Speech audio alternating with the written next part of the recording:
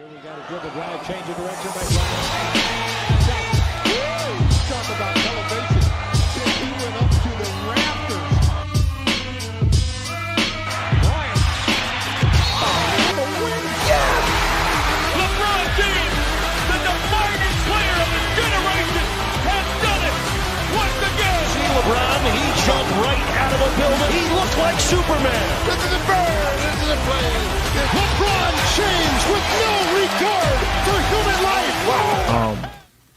Jordan to me would be the GOAT, and that's just because, and we were talking about it earlier or before we got on.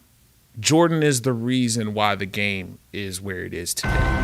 To compete, to win, that's all I live for. Really. When you lose, you're easily forgotten, and I don't think anyone want to go to that grave forgotten. I'm not here campaigning for the best player in the world or in history. I'm not saying that, because everybody plays differently in different eras. All right, yo, UT, what's up, man? Welcome back to the We Got Next podcast. I'm G Carter. I'm Leo. And we was talking about who's the greatest NBA player of all time. And I said LeBron. I'm going to stand on business. Okay. Stomp my feet. All right. Clap my hands. It's LeBron. Okay. It is LeBron. LeBron is 40 years old and has made the All-Star game probably for the 30th year in a row at this point, right? Now, everybody's going to always say that Jordan is the GOAT, right? Mm-hmm. And he is, in a sense of transforming the game, right? Mm-hmm. Prior, in Jordan's era, there was no other Jordan players. There was no other player that was like Jordan in his era, even close. Jordan took the game globally, and he transformed the game culturally. That's the reason why I got on some Jordans on my feet right now. Fair. Right? However, because Jordan was the prototype, he created multiple Jordan offspring. Jordan is like the gremlin. Remember in Gremlins when they put the water on the monster? Yeah. And the next thing you know, you had a bunch of little gremlins?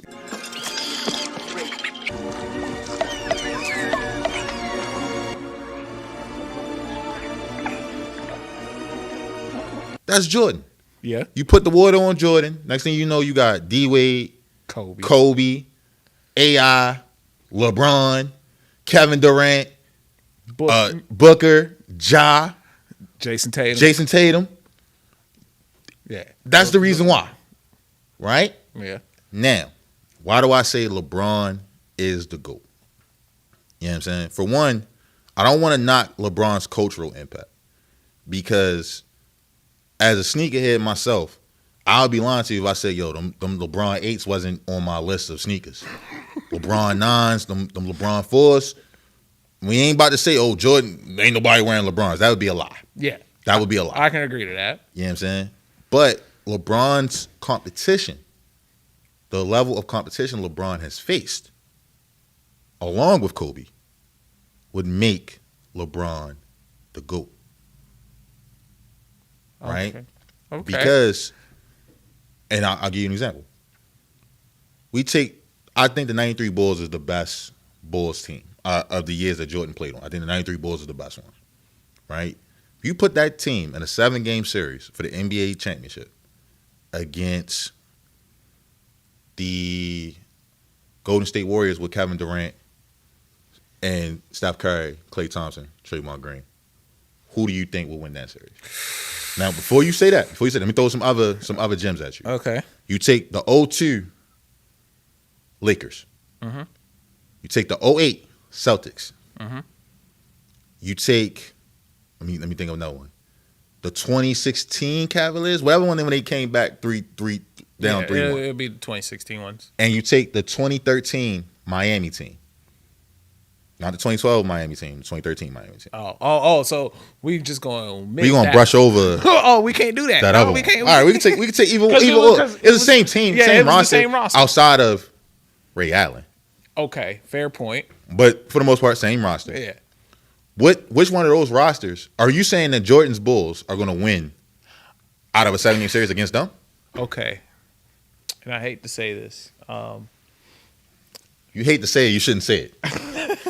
But it's all about honesty, right? Yes, sir. In my opinion, I feel as though it would be I would pay to see this, but the 08 roster from the Celtics against the 93 Bulls. I think that because at the time the Celtics were predicated on their defense. That's what they were known for. So two defensive teams going at it, and you have, Paul Pierce. Let me stop right there. Paul Pierce and Kevin Garnett are locking Jordan up. They're not beating him. I don't, because Kevin Garnett has played Jordan. He's played Jordan, and he'll tell you that is the one person I dislike playing. But Kevin Garnett will also tell you he'll take Kobe as his two. Yeah. He said that. I understand that. But I feel as though that matchup would be evenly matched. The Warriors are going to shoot the Bulls out the building, especially the KD team.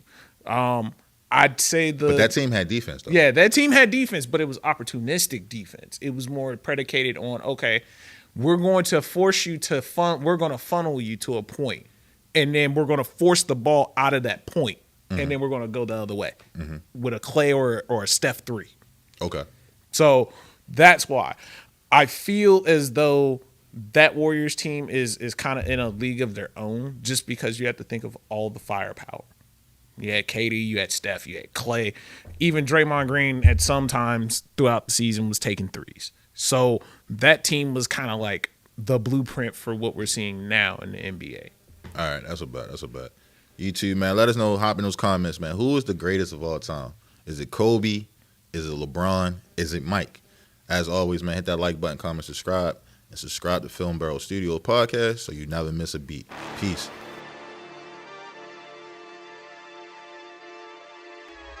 Hello.